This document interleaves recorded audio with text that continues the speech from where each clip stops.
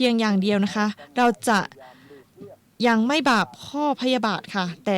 จะเป็นบาปทางจิตใจที่เบาบางกว่าเพราะทำให้จิตขุ่นมัวไม่มีความสุขค่ะ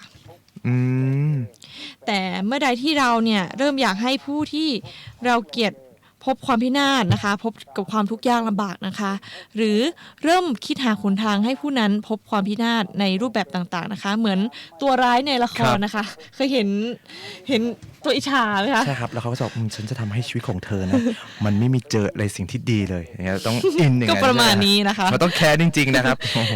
ถึงจะกลายมาเป็นบาปได้ค่ะเมื่อนั้นนะคะก็จะถือว่าเราบาปจากความพยาบาทแม้ว่าจะยังไม่ได้ลงมือทำก็ตามนะคะเช่นนะคะหากเราเกลียดใครแล้วอยากให้เขาไม่เจริญดูหนังดูละครแล้วอินกับเนื้อหาจนอยากให้ตัวร้ายพินาศไปดูข่าวแล้วนะคะอยากให้คนร้ายถูกฆ่าตายดูบอลแล้วอยากให้แฟนบอลทีมตรงข้ามผิดหวังชื่นชอบนักการเมืองคนไหนนะคะก็อยากให้ฝ่ายตรงข้ามวิบัติรวมถึงการเป็นนักแสดงที่ต้องการแสดงให้สมบทบาทจนกระทั่งได้สร้างจิตพยาบาทขึ้นมาเพื่อให้การแสดงสมจริงเหล่านี้นะคะล้วนบาปทั้งสิ้นค่ะอันนี้ก็เป็นบาปนะครับก็ถ้าพูดถึงในเรื่องบาปแล้วนะครับน่ากลัวนะครับผมกลัวที่สุดเลยคือไม่มีเพื่อนค่ะครับแล้วก็นะคะการสาปแช่งรับหลังถือว่าเข้าข่ายพยาบาทเช่นกันค่ะใช่ครับแล้วส่วนการสาปแช่งนะคะต่อหน้าจะบาปก็จะบาปข้อพูดหยาบคายก็เช่นกันค่ะในเรื่องของการพูดคำหยาบนี่ก็บาปเช่นกันใช่ไหมครับโดยการพยาบาทผู้ที่มีศีลมากและก็พยาบาทพ่อแม่จะบาปมากส่วนการพยาบาทผู้ที่มีศีลน้อยย่อมบาปน้อยกว่าและยิ่งมีจิตพยาบาทมากเท่าไหร่ก็ยิ่งบาปมากเท่านั้นครับก็อันนี้พูดในเรื่องของความพยาบาทนะครับคือถ้าเรามีความพยาบาทมากผลลัพธ์ที่ตามมาก็ยิ่งมากเรื่อยๆยิ่งเราสะสมความโกรธไม่ว่าจะเป็นความโกรธเล็กๆน้อยๆสะสมไปเรื่อยๆจนมันกลายเป็นความพยาบาทเนี่ยอันนี้ก็อันตรายนะครับทำให้ตัวของเราเองเนี่ยมีบาปโดยที่เราไม่รู้ตัวผลกรรมเราอาจจะไม่รู้ว่าจะส่งผลในชาตินี้หรือว่าชาติหน้านะครับแต่ว่ายังไงมันก็ก่อเป็นในเรื่องของกรรมแล้วนะครับดิเจปรองครับเราตั้งแต่ที่เราเคยประสบปัญหาความท้อแท้ไหมครับเวลาเราทำอะไรแต่ละอย่างเนี่ยครับก็มีบ้างนะคะก็มันก็เข้ามาเรื่อยๆแล้วค่ะแต่ว่าถ้าเราต้อง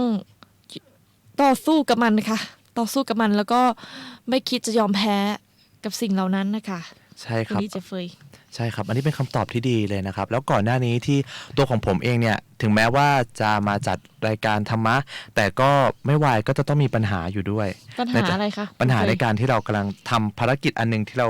คุยกันเอาไว้ทั้งดีเจปรองกับดีเจเฟยนะครับกำลังมาทำรายการอยู่รายการหนึ่งแล้วก็ครับมันเป็นเรื่องหลายๆเรื่องเลยนะครับไม่ว่าจะเป็นเรื่องปัญหาอะไรต่างๆหรือว่าปัญหาที่มันเกิดขึ้นโดยที่เราเนี่ยไม่ได้ตั้งตัวแต่สิ่งหนึ่งนะครับที่ผมต้องขอบคุณดีเจปรองเลยเพราะดีเจปรองได้พูดกับผมเอาไว้ดีมากคือในเรื่องของการอยู่กับปัจจุบันดีเจปองใช้ชีวิตยังไงครับแล้วก็นำสิ่งที่พูดเนี่ยไปใช้ในชีวิตด้วยหรือเปล่าครับก็เราไม่รู้ล่ะค่ะว่าอนาคตเราจะเป็นยังไงแล้วก็ทำปัจจุบันให้ดีที่สุดนะคะก็ง่ายๆสั้นๆค่ะใช่ครับอย่างผมแต่ก่อนใช่ไหมเราก็คนเรานะครับผมรู้แล้วว่าสิ่งอะไรที่ทำให้ผมเจ็บที่สุดก็คือการที่เราเนี่ยไปคาดหวังผลลัพธ์นั่นเองครับใช่ค่ะคือผมไม่ได้บอกนะครับว่าทุกๆคนเนี่ยก็ต้องมีเป้าหมายเป็นเป้าหมายชีวิตเป็นของตนเองหมดแต่ว่าถ้าเรา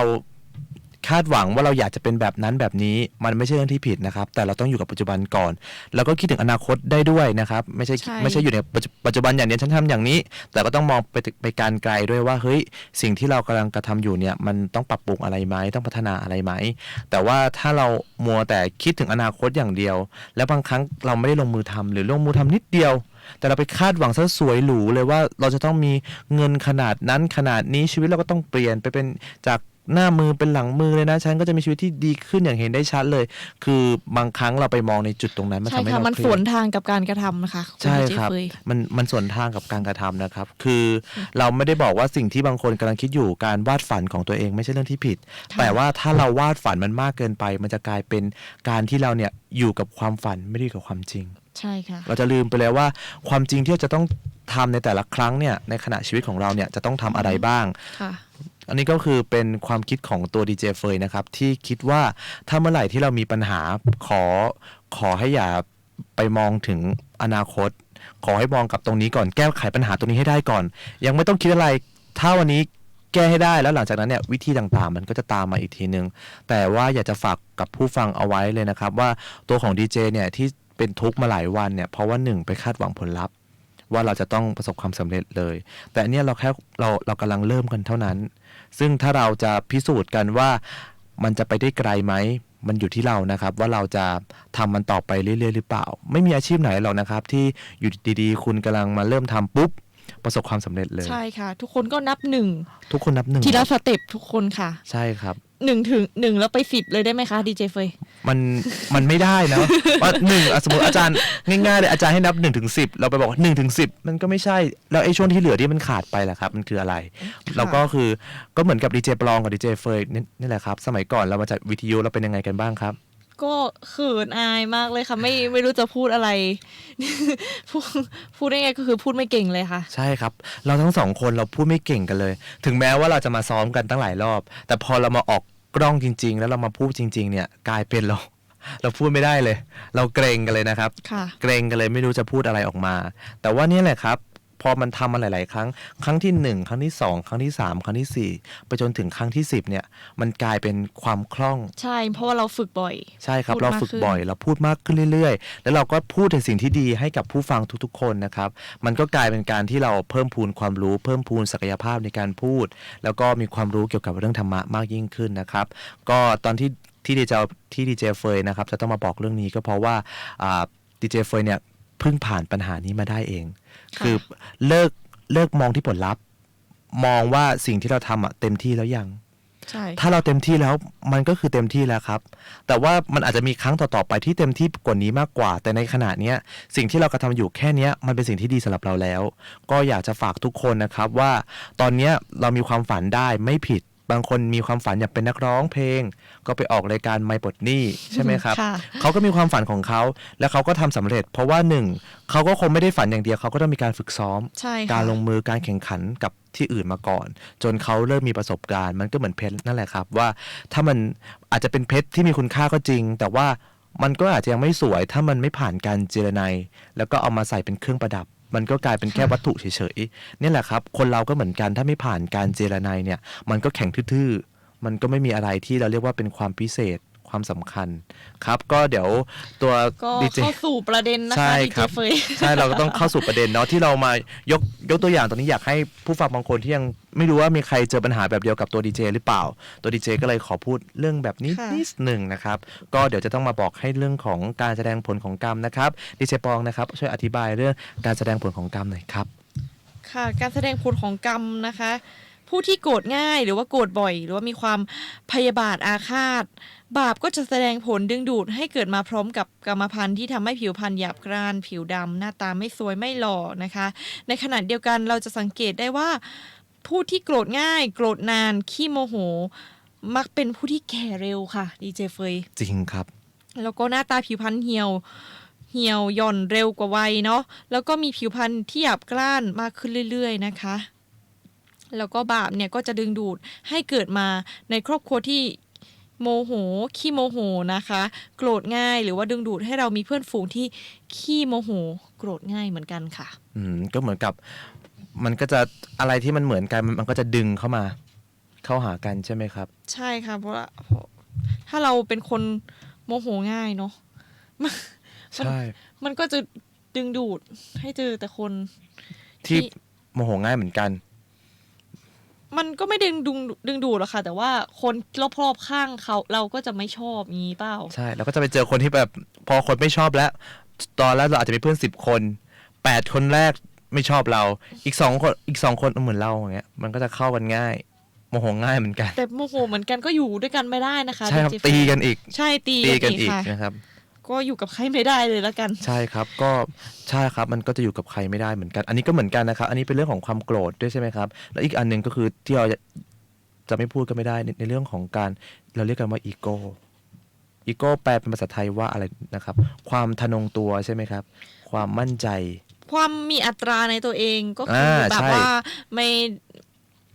คือเอาตัวเองเป็นหลัก คือคนอื่นพูดมาอ่ะก็ไม่ได้แบบรับฟังหรือว่าอะไรสนใจอะไรก็แบบเอาแต่ความคิดตัวเองเป็นหลักเนี่ยค่ะ ใช่ครับ ก็อันนี้ก็เหมือนกันเนาะแล้วพอเรามีอัตรามากปุ๊บเราก็มีความโกรธใช่ไหมครับพอความโกรธก็เนี่ยบางครั้งก็มีอยู่สองแบบ มันก็ต้องดูแบบสถานการณ์อะเนาะ ครับ อะไรที่ทำให้เราโกรธ ใช่ค่ะ แล้วก็นอกจากนี้นะคะ ในพระไตรปิฎกเนี่ยยังอธิบายลักษณะของการแสดงผลของกรรมของความโกรธพยาบาทไว้ว่า หากเราโกรธจนพยาบาทและอยากให้ผู้ที่เราพยาบาทพบเจออะไร บาปก็จึงดึงดูดให้เราต้องมารับผลกรรมด้วยการพบเจอสิ่งนั้นนะคะ เช่น หากอยากให้เขาหน้าตาขี้เหร่ผิวพรรณไม่ดี บาปก็จะดึงดูดให้เราเกิดมาเป็นแบบนั้น หรือรูปร่างหน้าตาของเราก็จะค่อยๆเปลี่ยนเป็นแบบนั้นค่ะ อืมผิวไม่ดีไม่ใช่เพราะทาครีมใช่ไหมครับ ไม่เนาะ ไม่ใช่ก็คือเป็นเรื่องของกรรมเลย กรรมเกิดมาปุ๊บเป็นแบบนั้นทันที ค่ะ หากเราอยากให้เขานอนไม่หลับ ผลของบาปนั้นก็จะดลใจให้เรานอนไม่หลับ หากเราอยากให้เขาไม่เจริญ ผลของบาปนั้นก็จะดลใจให้เราเห็นผิด คิดว่าสิ่งที่ควรทำเป็นสิ่งที่ไม่ควรทำสิ่งที่ไม่ควรทำเป็นสิ่งที่ควรทำและก็ทำให้เราไม่เจริญค่ะ อืมนั่นก็เป็นปัญหา ใช่ถ้าอยากให้เขาทรัพย์วิบัติ ก็ วิ ผ บั ล ติ ของบาปนั้นก็จะดลใจให้เรา วิบัติ ทำในสิ่ง ตาม ที่ทำให้ทรัพย์ของเราวิบัติตามไปด้วยค่ะ อืม ใช่มันอยู่ที่เราแบบคิดกับเขาไม่ดีเนาะคิดกับเขาไม่ดีก็เลย เราก็เองก็จะโดนบ้าง ใช่ เหมือนว่า ครับ ว่าให้เขาอีเหนาเราเป็น ใช่ เอง ใช่ หรือเปล่า มัน ประ ใช่ มาณนี้ เพราะว่าถ้าเราดีจริง ๆ อย่างที่เราบอกกันเอาไว้ว่า เราจะไม่เอาเขาหรือเอาใครเนี่ยมาว่าทั้งสิ้น ไม่ว่าจะจากในรายการเองหรือว่าอะไรแต่เราสามารถยกตัวอย่างได้ แต่เราก็อาจจะไม่เอ่ยชื่อ แต่เราก็ต้องพูดเพื่ออธิบายให้ว่าในเรื่องของความเป็นจริงก็จะมีคนแบบนี้อยู่ ใช่ไหมครับ มันเหมือนการที่เราแบบคิดไม่ดีกับเขาแล้วเหมือนการแบบสาปแช่งในใจห ใช่ รือเปล่า แม้เราบอกว่าไม่ได้สาบแช่งนะ ฉันก็ขอให้เขาเจอแต่สิ่งที่ดีๆ แต่ฉันคิดว่านะเขาคงไปไหนไกลกว่านี้ไม่ได้ โอ้โห ก็อันนี้ก็คือไม่ เข้า ใช่ ข่าย ละ นะ เข้าข่ายอันนี้ก็เข้าข่ายเหมือนกันนะครับ ก็ไม่ว่าจะพูดอะไรก็ตามนะครับ ก็ต้องระวังในเรื่องของคำพูดด้วย เพราะว่าถึงแม้ว่าเราจะบอกว่าเราอาจจะไม่ได้พูดออกมาแต่คิดในใจก็บาปเช่นกันนะครับ เพราะเรามีอกุศล ค่ะ อีกอย่างนะคะ ถ้าเราก็เราไม่ควรไปรู้สึกขอบคุณหรือว่าผู้ที่ชอบส่อเสียดหรือว่ายุแยงให้เราโกรธคนนั้นเกลียดคนนี้ด้วยค่ะ เพราะการโกรธการเกลียดพยาบาทนะคะ ย่อมเป็นเหตุทำให้เราทำบาปเพิ่มขึ้นนะคะ เช่น พูดหยาบด่าว่าผู้อื่นส่อเสียดและพยาบาทอยากให้ผู้อื่นวิบัติไป ซึ่งนับว่าเป็นบาปทั้งทางใจทางวาจา และอาจจะนำไปสู่บาปทางกายที่รุนแรงมากพอที่จะส่งให้เราต้องพบเจอกับความวิบัติเสียเองนะคะ ดังนั้นนะคะรู้แล้วนะคะ เราก็ควรเลิกพยาบาทผู้อื่น แล้วก็เลิกขอบคุณผู้ที่ชอบยุยงให้เราเกิดความพยาบาทนะคะ รวมทั้งควรอยู่ให้ห่างคนเหล่านี้ เพราะสิ่งที่เขาทำนั้นนะคะ นอกจากจะเป็นบาป แล้วก็ทำให้ตัวเองมีโอกาสตกนรกแล้วนะคะ ยังเป็นการชวนให้เราทำบาป ซึ่งอาจจะทำให้ชีวิตของเราวิบัติแล้วก็ตกนรกไปตามกันค่ะ อืมยิ่งเรายิ่งทำบาปเรื่อยๆเนาะมันก็ยิ่งบาปขึ้นเรื่อยๆทำให้เราสุดท้ายแล้วก็ไปไหนไปนรกนะครับ แต่ว่านอกเหนือจากอันนี้แล้วนะครับ ก็จะมีอีกสิ่งหนึ่งที่เราจะต้องพูดก็คือในเรื่องของผลกระทบอีกด้านของความพยาบาทนะครับ ผลกระทบของความโกรธหรือความพยาบาทนะครับ ในยุคปัจจุบันนี้เนี่ยก็คือทำให้เราเนี่ยพลาดโอกาสที่เราจะได้ฟังแต่สิ่งที่ดีๆ เพราะคนโกรธนะครับย่อมไม่ฟังใคร แม้สิ่งที่เขาพูดจะเป็นสิ่งที่มีคุณค่า หรือเป็นธรรมที่ดีเพียงไรนะครับ ก็จะไม่สนใจและก็ไม่เข้าใจ อีกทั้งคนโกรธนะครับยังไม่มีความเคารพผู้อื่นด้วย ไม่ว่าจะเป็นชมเชยผู้ที่ดี พูดไม่ดีกับคนรอบข้างนำไปสู่การทะเลาะวิวาท หรือแม้แต่ทำร้ายจิตใจคนใกล้ตัวนะครับ นอกจากนั้นความโกรธบางคนก็อาจจะเอาแต่กิน หรือบางคนก็เอาแต่ช้อปปิ้งให้เสียเงิน บางคนก็ไม่มีงานทำนะครับเพราะว่ามัวแต่โกรธมัวแต่จะทำลายสิ่งที่ดีๆ ก็ทำให้เราพลาดโอกาส ในสิ่งที่เราจะเจอในอนาคตนะครับ นอกเหนือจากนี้นะครับทำให้เราเนี่ยขาดสติ สามารถทำบาปได้ทุกอย่างไม่ว่าจะเป็นการฆ่าคนฆ่าพระฆ่าพ่อแม่หรือแม้แต่ฆ่าคนตายนะครับ ก็คืออันนี้ก็บาปหมดบาปยิ่งเป็นพ่อแม่นะครับ ยิ่งไม่ต้องพูดถึงเลย ก็คือมันก็เป็นเรื่อง ค่ะ ที่เราบาปอยู่แล้ว ว่า พระในบ้าน ค่ะ เวลาเราโกรธเนี่ยเราจะขาดสติเนาะค่ะดีเจเฟยเพราะว่ามันเหมือนว่าทำเพราะอารมณ์ชั่ววูบอะไรอย่างเงี้ย ใช่ครับ มันก็เหมือนเคยฟังเรื่องกล่องข้าวน้อยฆ่าแม่ไหมครับ ค่ะ ใช่ครับ อันนี้ก็คือประเด็นเดียวกันหิวเพราะโกรธเนี่ย หิวมาก หิวมากแล้วก็โกรธ พอ ค่ะ โกรธปุ๊บขาดสติ อันนี้เป็นเรื่องจริง ตอนแรกผมนึกว่ามันเป็นเรื่องแต่ง เป็นเรื่อง นะค มา บ จากไหนคะดีเจเฟย ถ้าจะไม่ผิดน่าจะยโสธร อ๋อ ใช่ ค่ะ ครับตอนนั้น เป็นเรื่องยังไงนะคะ เป็นเรื่องเกี่ยวกับ ถ้าผมจังหวัดอาจจะจำจังหวัดผิดนะครับ แต่ว่าน่าจะ แถวภาค แม่ง อีสาน แต่จำได้ว่าเป็นน่าจะเป็นภาคอีสาน อ๋อ เพราะว่า ค่ะ มีการทำนาใช่ไหมครับ แล้วก็คือมันมีกระติบข้าวอัน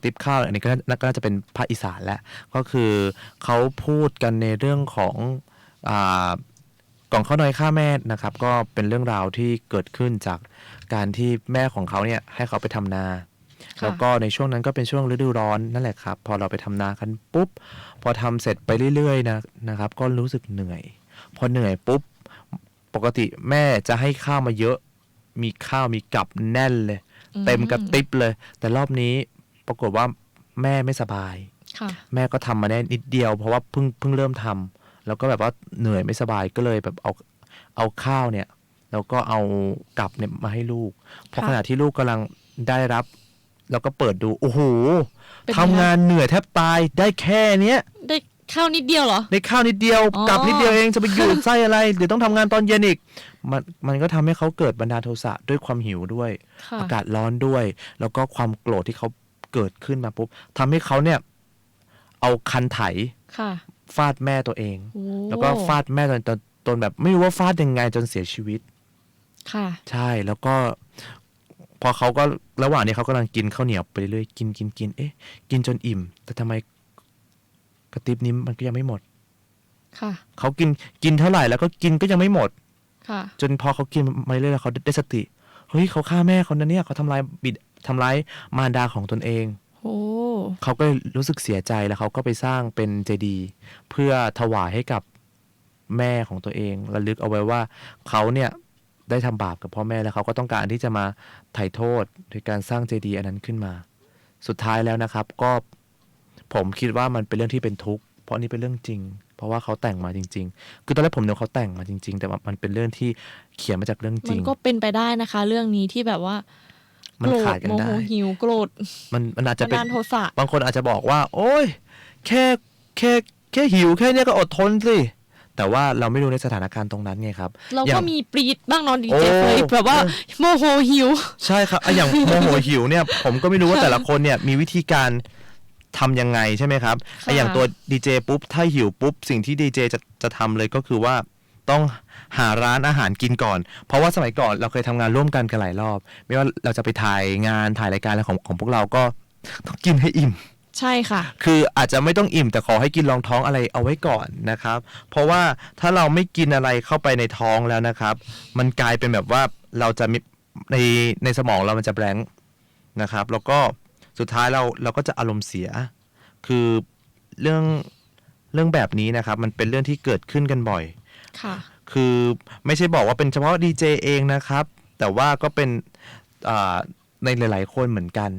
ครับก็อันนี้นะครับก็เราพูดกันในเรื่องของวิธีการที่เราจะปฏิบัตินะครับ เพราะว่าเราเนี่ย ค่ะ เป็นคนธรรมดาเราก็ต้องมีรักโลภโกรธหลงเป็นเรื่องธรรมดา ก็ไม่ใช่เรื่องแปลกที่จะมีความโกรธนะคะ ใช่ครับ แต่ว่า ใช่ เราโกรธได้ แต่เราต้องระงับให้เร็วที่สุด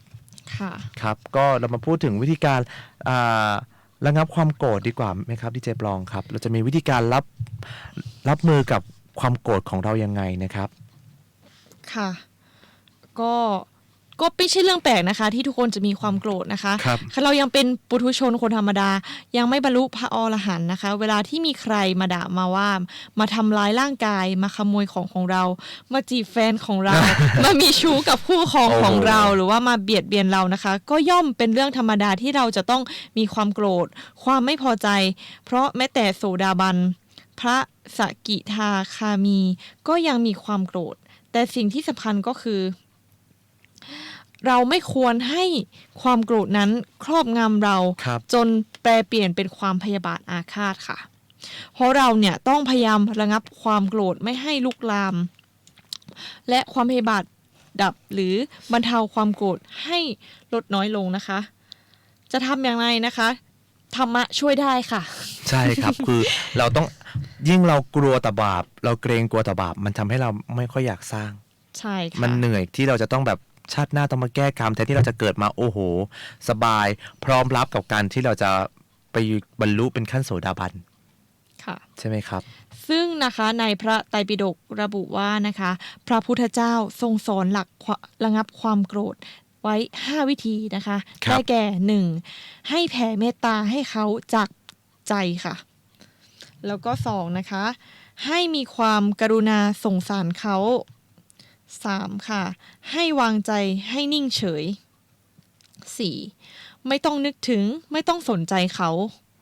แล้วก็ข้อสุดท้ายนะคะข้อ 5 ให้นึกถึงเรื่องกฎแห่งกรรมว่ากรรมใดใครก่อกรรมนั้นย่อมตามสนองค่ะ เมื่อเขาทำกรรมเขาก็ต้องได้รับผลกรรมในอนาคตอย่างแน่นอนค่ะ ส่วนตัวเราเนี่ยไม่ควรไปคิดอาฆาตพยาบาทเพราะจะเป็นการสร้างบาปให้เราจะต้องรับกรรมในอนาคต และให้คิดว่าสิ่งที่เราโดนกระทำอยู่เนี่ยก็เป็นผลจากกรรมที่เราเคยก่อด้วยเช่นกันค่ะ ใช่ครับ อันนี้ก็คือบางคนก็งงว่าเอ๊ะฉันไม่เคยทำไม่ดีกับใครเลยนะ แต่ทำไมมันมาเจอกับฉันคนเดียว ก็อันนี้แหละครับก็เป็นในเรื่องของกฎแห่งกรรมที่จะอธิบายคุณได้ว่าสิ่งที่คุณกำลังเจออยู่เนี่ยมันมาจากไหน ค่ะ กรรมทุกครั้งนะครับไม่ได้อยู่ดีๆบางคนบอกว่าดวงซวยว่าโอ้ยอยู่ดีฉันกำลังเดินมาอยู่โอ้โหมีกิ่งไม้ตกลงมาใส่หัวแล้วตกไม่ใช่ตกธรรมดานะครับตกมาโดนหัวแล้วหัวแตกเลย โอ้โห บางครั้งนี่ก็คือน่าจะเป็นเรื่องของบางคนบอกว่าเป็นเรื่องของวิทยาศาสตร์ เราก็ขอไม่เข้าไปยุ่งในเรื่องของวิทยาศาสตร์ แต่ทำไมเราก็ต้องมานั่ง เราเคยทำอะไรไม่ดีกับเขาหรือเปล่า บางครั้งเราก็ต้องแบบ คือบางครั้งวิทยาศาสตร์ก็อธิบายไม่ได้หมดนะครับ ใช่ค่ะ อย่างในเรื่องของผลของกรรมคืออธิบายคือวิทยาศาสตร์เป็นเรื่องที่ดีที่พิสูจน์ได้นะครับ แต่ว่าบางอย่างอันนี้คือมันเป็นเรื่องของจิตใจเนี่ยเราก็ต้องใช้ธรรมะในการบำบัดรักษา ไม่ว่าจะเป็นผู้ป่วยที่จะกำลังป่วยหรือไม่ป่วยก็ตามนะครับ ทุกคนถ้าไม่มีธรรมะอยู่ในใจแล้วเนี่ยก็ยากที่จะควบคุมตัวเองได้ อย่างเช่น ใช่ค่ะ บางคนฆ่าคนโดยที่ตัวเองเนี่ยไม่ได้รู้สึกเลยว่าเขาก็เป็นคนเหมือนกับเรา อย่างเรื่องที่ผมเคยดูหนังนะครับ เรื่องหนึ่งก็คือเรื่องล่า ค่ะ ก็เราก็แปลกใจว่า เอ๊ะทำไมคนหนึ่งเนี่ยถึงไปฆ่าคนโดยที่แบบว่าไปเรียนมาเลยนะ ไปเรียนแล้วไปสู้แบบ โด ไป น แบบ ยุแยงใช่ โดนยุแยงโดนแบบ ใช่ โดนทำร้ายเขาโดนข่มขืนใน ค่ะ ในเรื่องล่านะครับ ก็คือคนที่ชื่อมัทุสรเนี่ยเขาโดนข่มขืนแล้วก็โดนหลายคนเลยทำให้เขาเนี่ยแล้วที่สำคัญคือเขาโดนไม่เท่าไหร่ ลูกโดน ใช่ลูก มันทำให้ ก็โดนไปด้วย มันทำให้เขาเจ็บใจที่สุดว่า ฉันโดนฉันยังพอรับได้แต่ลูกของฉันเองเนี่ยที่กำลังแบบมีอนาคตสดใสจะได้ไปเรียนต่อที่ดีกลับกลายมาอนาคตเสียกลายเป็นบ้าไปเนี่ย แม่ก็มีความแค้น ค่ะ แม่ก็ไม่รู้ว่าจะหาวิธีการแก้ไขในเรื่องนี้อย่างไร สุดท้ายแล้วก็คือถ้าจะรอเรื่องกฎหมาย ก็เขาก็ไม่ยุติธรรมอะเนาะ เขาก็ไม่ยุติธรรมก็แบบว่าโบยไปก็ได้ หรืออะไรเสร็จปุ๊บเราก็บอกว่าไม่เป็นไรเพราะบางคนคิดว่าในเรื่องการข่มขืนเนี่ยมันไม่ใช่เรื่องหนัก แต่ความเป็นจริงนะครับมันเป็นเรื่องที่หนัก ใช่ มันแสดงให้เห็นถึงเลยว่าเอ้ยถ้าเราเจอคนประเภทนี้บ่อยๆเนี่ยแสดงว่าน่าจะเป็นเรื่องมาจากในเรื่องของกรรม อาจจะเป็นชาติที่แล้วที่เขาเคยโดนมา เพราะว่าเรื่องนี้เขาเขียนมาจากเรื่องจริง ใช่ครับมันเป็นคดีที่สู้กันมาอยู่ เพราะว่าเอ๊ะผู้หญิงคนหนึ่งเนี่ยลุกขึ้นมาสู้ เพื่อที่จะฆ่าคนที่เคยข่มขืนลูกตัวเองกับตัวเอง จนเขาฆ่าได้สำเร็จ นั่นก็เป็นเขาไม่รู้จักคำว่าบาปแล้ว มันเลยขั้นไปแล้วเขาไม่มีสติแล้วครับ เป็นความพยาบาทค่ะ มันกลายเป็นความพยาบาท คือของหวานค่ะ เขาบอกว่าเป็นความพยายามเป็นของหวาน แต่เราจะบอกนะครับมันอาจจะหวานตอนนี้ แต่ว่าไม่หวานต่อในภพหน้านะครับ เพราะว่าก็ต้องมา ต้องมาชดใช้กรรม ชดใช้ ต่อไปเรื่อยๆ ก็สลับ อย่างเงี้ย วนกันไปเรื่อยๆ ใช่ ชาติหน้าก็เจอกันอีกชาตินี้ก็เจอกันอีก แก้แค้นพยาบาทกันไป ไม่รู้จักจบสิ้นนะครับ ทางที่ดีนะครับ เราก็ไม่รู้ว่าวิธีการที่จะแก้ปัญหาในเรื่องข้อนี้คือเรื่องอะไร บางคนก็บอกว่าฉันปล่อยผ่านไม่ได้ แต่ถ้าเป็นตัวดีเจเองตัวดีเจก็ไม่สามารถตอบได้เหมือนกัน เพราะว่าเรื่องนี้มันคิดได้สองแง่ เพราะว่าเขาเป็นคนดีไงครับเขาโดนกระทำจนเขาจะต้องบอกว่า ใช่ ในเมื่อเขาเป็นคนดีแล้วชีวิตมันไม่ได้ก็กลายมาเป็นคนเลวซะเลยนะครับแล้วก็ไม่อยากให้หันมาเป็นคนเลวนะครับแต่ว่าเหตุผลที่เขาทำไปอันนี้เราขอไม่พูดดีกว่า เพราะเรา มันเป็นละครหรือเปล่า มันเป็น เขา ละ แต่ง คร ขึ้นมา คือเป็นเรื่องจริงๆครับ หรอ เป็นมาจากคดีเลย อ๋อ มาจาก คดี คดีเลย เพราะว่า อ๋อ หนัง ค่ะ หนังเรื่องล่าเนี่ยเพราะว่าเพราะตำรวจตอนแรกกำลังแกะรอยเอ๊ะทำไมฆ่าปุ๊บแล้วเวลาฆ่าปุ๊บก็ไม่ใช่ฆ่าธรรมดาฆ่าแบบโหดเหี้ยม ต้อง ค่ะ ตัด หมดเลย น้อง ตัด ชายหรือเปล่า ใช่ครับตัดหมดเลยแล้วคือแบบเฮ้ย อ๋อ ทำไมมันมีคดีนี้อยู่ แล้วก็เป็นแบบเอ๊ะทำไมเวลาฆ่าแล้วทำไมฆ่าคนนี้เสร็จก็ฆ่าเพื่อนของมันอีก เหมือนแบบว่าฆ่าคนรู้จักของคนนั้น ใช่ อีก ครับ ทีแบบว่า แล้วก็แบบว่าปลอมตัวไปมันคือแบบคือละครอาจจะปลอมเป็นหลายรูปแบบ แต่ว่าเขามีการปลอมตัวจริง เหรอคะ ๆ แต่เราก็ไม่รู้ว่าเขาปลอม อ๋อ ไปฆ่าคนยังไง แต่ว่าก็เนี่ยแหละครับมันก็เป็นเรื่องที่น่ากลัวนะครับในเรื่องของ ความพยาบาท ความพยาบาทของความโกรธนะครับสุดท้ายแล้วเนี่ยชีวิตของเราก็มัน ก็ ก็ ผลสุดท้ายก็ไม่ได้จบสวยงามอะไร ใช่ครับก็เขาก็ มีแต่ความสูญเสีย มีแต่ความสูญเสียแล้วเขาเป็นบ้าไปแล้ว ค่ะ คือคนผมเชื่อนะครับว่าสิ่งแรกที่เราทำเนี่ยมันคือจุดแรก คือเหมือนกับตัวของดีเจเฟิร์สกับดีเจปองแหละถ้าวันนั้นพวกเราไม่จับไมค์พูดกัน เราพูดไม่ได้ ค่ะ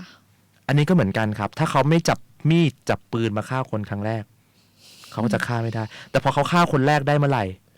มัน คน ก็ ต่ จะ อ มี ไปมันก็จะง่าย ใช่ก็จะมีรายต่อไป มันก็จะมีรายต่อไปคือแค่ฟันก็จบฆ่าให้มันให้ตายอย่างเงี้ยครับ ค่ะ มันก็กลายเป็นเรื่องง่ายสำหรับบางคน แต่ว่านี่แหละครับ เวลาเราเจอปัญหากับอะไรสิ่งแรกที่ต้องมีคือในเรื่องของสติก่อนเลย ไม่ว่าจะพูดธรรมะในหัวข้ออะไร ต่อให้จะเป็นเรื่องลึกถึงศีลกี่ข้อต่างๆนะครับ ถ้าขาดสติพังหมดทุกศีลเลยนะครับ ก็เราก็อย่าเพิ่งประมาทนะครับ เรามาดูกันวิธีการตัดกรรมดีกว่า ผ่อนหนักให้เป็นเบานะครับ ถ้าสมมติว่าใครกำลังเคยพยาบาทเขาหรือเคยสาปแช่งว่าแฟนเก่ามันนอกใจฉัน อือฮึ มันไม่รักฉันเลย ฉันอุตส่าห์ดูแลมันเป็นอย่างดีนะ ให้เงินมันด้วยนะ แต่กลับกลายเป็นนอกใจฉันขอสาปแช่งมันเลย ขอให้มันเจอแต่สิ่งที่มันไม่ดี อย่างเงี้ยครับ ค่ะ ก็นั่นแหละครับ แช่งเขาเหมือนสำนวนสุภาษิตเลยว่าแต่เขาอีเหนาเป็นเอง แต่เราอาจจะไม่ได้โดนในรูปแบบกรรมอันนั้น เราอาจจะกลายเป็นคนพยาบาทแทน ค่ะ ใช่ครับ แล้วเราก็จะมาพูดกันในเรื่องของการตัดกรรมนะครับ ก็คือเราทำอะไรไม่ได้ นอกจากเราจะต้องหยุดความโกรธพยาบาทนะครับ ด้วยการแผ่เมตตาให้ศัตรู และสรรพสัตว์จากใจนะครับ เพราะว่าคือถ้าเราไม่ทำเนี่ย เราก็จะไม่พ้นในหัวข้อที่เราเพิ่งพูดไปนะครับ ก็จะทำให้เราเนี่ยอยู่ก็ถ้าเราไม่ทำเราไม่อโหสิให้ จะพยาบาทต่อนะครับ มันก็จะทำให้เราเนี่ยใกล้ความพินาศมากขึ้น ไม่ว่าจะเป็นในเรื่องของทรัพย์สินเงินทองลาภยศญาติสนิทมิตรสหาย และที่สำคัญนะครับ เกิดมาเป็นคนผิวหยาบหน้าตาขี้เหร่และจะพบความสุขสงบไม่ได้ทั้งในอนาคตและในปัจจุบันครับ อันนี้ก็คือเป็นความโกรธที่เราบอกกันเลยนะครับว่าอย่าทำเลย ค่ะ นะครับคือไม่แนะนำเพราะว่าแนะนำไปปุ๊บแค้นอีกฆ่ากันไปอีกไม่จบไม่สิ้น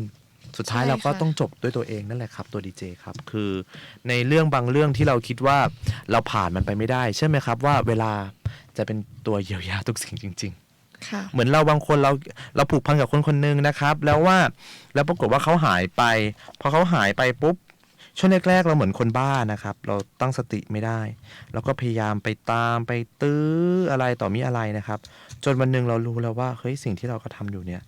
มันไม่มีประโยชน์อะไรเลย ใช่ไหมครับ มันไม่มีประโยชน์มีแต่ทำให้เราเนี่ยเป็นทุกข์แล้วที่สำคัญ แล้ว คือ ก็ถ้าบวกกับความพยาบาทด้วยไหม โอ้ สาบแช่งว่า สาปแช่ง ขอให้แบบไม่เจอรักแท้ขอให้แบบไปเจอ ใช่ คนไม่ดีอย่างเงี้ย กลายเป็นแบบ เราก็เจอเอ เจ ง อเองครับ คือสุดท้ายเราก็หนีบาปไม่พ้นถ้าเมื่อไหร่ที่จิตใจของเรายังเป็นบาปอยู่ ใช่ นะครับ ค่ะ ก็ มันต้องอยู่ที่จิตใจเราด้วยเนาะ ใช่ครับโอ้เวลาใกล้จะหมดแล้ว ดูแป๊บๆเนี่ยครับอีกเหลืออีกประมาณ4 นาทีนะครับตัวดี คุณ เจ คุณเอเจเคยพยาบาทใครไหมคะ โอ้ต้องถ้าตอนที่ยังไม่ได้มาเป็นดีเจ ค่ะ เราใช้ชีวิตปกติเลย เราจะรู้สึกเลยว่า เอ๊ะ อย่างตอนแรกเรามีคนฝากเราซื้อเหล้าซื้อเบียร์แล้วไม่ถ้าคุณอยากจะกินไปซื้อเองดีกว่า ค่ะ เรารู้สึกว่า โอเค ถ้าคุณอยากจะบาปก็ขอให้คุณทำบาปด้วยตัวของคุณเองนะ อย่า แต่ ช เรา วนคนอื่นไปบาปด้วย อย่าชวนคนอื่นไปบาปด้วยก็แล้วกันนะครับ ก็อันนี้ก็คือมันเป็นในเรื่องของความรู้สึก อย่างแบบว่าไม่กินเหล้าด้วยแล้วโกรธ อ้าว อันนี้ก็บาป ผิดไหมเนี่ย ใช่ครับบางครั้งเราบอกเราไม่กินนะครับเพราะเรากินเหล้าไปปุ๊บร่างกายเราก็โทรม ใช่ไหมครับ ใช่ คือถ้ากินแล้วผิวสวยหน้าใสปานนี้รัฐบาลรณรงค์แล้ว ดื่มเหล้าวันละแก้วอย่างเงี้ยครับ สร้างจิตแจ่มใส มีวินัยแล้วก็ผิวสวยอย่างเงี้ยครับ เป็นแคมเปญเลย แต่อันนี้ไม่ใช่เพราะว่าดื่มแล้วมันไม่ดีจริงๆ ไม่ว่าจะเป็นบุหรี่หรืออะไร มันเป็นการไปตัดรอนชีวิตเราแทนที่เราจะมีสุขภาพที่ดีขึ้น อยู่กับโลกเป็นนานๆและที่สำคัญได้พัฒนาสังคม ได้พัฒนาบุคลากรให้มีประสิทธิภาพนะครับ กลายเป็นเราเนี่ย เราอันนั้นพลาดไปเลยนะครับ ก็อยากจะฝากให้กับทุกๆคนนะครับ วันนี้เวลาก็เหลือประมาณอีก2นาทีนะครับ ตัวดีเจแล้วก็ตัวดีเจเฟยเนี่ยพูดเสร็จเรียบร้อยแล้วดีเจปองอยากจะฝากอะไรเอาไว้ไหมครับ ในหัวข้อนี้ครับ ก็หัวข้อนี้นะคะ อยากให้ทุกคนนะคะ ถ้ามีอารมณ์โกรธเนาะ ครับ ก็ให้ถ้าแบบว่าเป็นคนขี้โมโหหรือว่าโมโหร้ายนะคะ ให้แบบนิ่งๆก่อน พยายามแบบอย่าเพิ่งโวยวายหรือว่าไปทำร้ายหรือว่าใคร สิ่งสำคัญใช่ค ต้ รั อบ งนิ่งก่อนเนาะดี ใช่ เจ สิ่ง เฟย สำคัญมาก คือบางครั้งถ้าเราไม่นิ่ง เรามีอยู่ตัวดีเจเป็นเหมือนกันบางครั้งถ้ามันโกรธแบบปี๊ดแตกสิ่งแรกที่ทำเดินออกมาเลย ใช่ค่ะ เพราะว่าถ้าเราอยู่ต่อมันจะไม่ใช่แค่มันจะไม่แค่ มันคือจะอารมณ์เหนือเหตุผล มันจะเป็นอารมณ์แล้ว แล้วจะทะเลาะหาคำพูดที่มันแบบเจ็บแสบมาว่ากันสุดท้ายแล้ว ใช่ ทำไม ค่ะ ทะเลาะกันผิดใจกัน มันเป็นอะไรที่ปวดหัวอย่างตัวดีเจเฟยกับดีเจปองถึงแม้ว่าจะเป็นเพื่อนกัน มันก็มีปัญหากันเหมือนกัน ใช่ แต่บางครั้งเราไม่รู้บางครั้งเราโกรธเราไม่รู้เราทำไงให้แบบให้มันดีขึ้นสิ่งเราก็ต้องทำว่าโอเคงั้นเราออกมาเลย ค่ะ ถ้าเราอยู่ต่อเราทะเลาะแน่ ค่ะ ๆโอเคเขาอาจจะแบบรู้สึกแบบไม่อะไรอะไรเงี้ยแต่สุดท้ายมันก็ดีกว่า คือเราต้องออกมาสงบสติอารมณ์ก่อน ใช่แล้วเราค่อยแบบถ้าเราไม่พร้อมกลับ ค่อยๆ เอาเว้นไปก่อน ไปเคลียร์ ใช่ครับ แต่อย่าเพิ่งไปแบบเอ้ยจะเคลียร์เลยเอาให้จบเลย กลายเป็นโอ้โหทะเลาะกันเผลอๆเลิกคบกันอีก ทำร้ายร่างกายกัน ทำลายร่าง เนะ กายกันอีกผิดใจกันอีก ค่ะ นะครับ แย่ลงไปเรื่อยๆเลย ฉะนั้นนะครับตัวดีเจก็ต้องบอกเลยนะครับ ว่าไม่ว่าจะเกิดปัญหาอะไรขึ้นนะครับ ถ้ารู้ว่ามีสติอยู่ แล้วยังสติเรายังไม่มั่นคงพอให้เดินออกมาเลย ค่ะ ออกมาก่อนมาพักก่อนแล้วรวบรวมสติใหม่กลับเข้าไป ค่ะ แต่ว่ามันก็ต้องมีมาสถานการณ์ที่ทำให้เราสติแตกเหมือนกัน ใช่มัน แต่เราจะอยู่ว่าเราจะควบคุมได้ไหม ถ้าเราควบคุมไม่ได้ เราก็แพ้ ถ้าเราควบคุมได้เราก็ชนะนะครับ ใช่ค่ะ ครับ วันนี้ก็ต้องให้ดีเจปองปิดท้ายไปเลยนะครับ ค่ะ ก็ อย่าลืมติดตามนะคะ รายการ Club Wednesday นะคะ ทุกวัน พุธนะ พุ ค ธ รับ นะคะ เวลาทุ่ม20ถึง2ทุ่มค่ะ ครับ กับผมนะครับดีเจฟามิงโกและ ดีเจปรองค่ะ ครับสำหรับวันนี้นะครับพวกเราก็ต้องขอลาไปก่อนนะครับ ค่ะ ธรรมะสวัสดีครั ค่ะ บ ธรรมะสวัสดีค่ะ สวัสดีครับ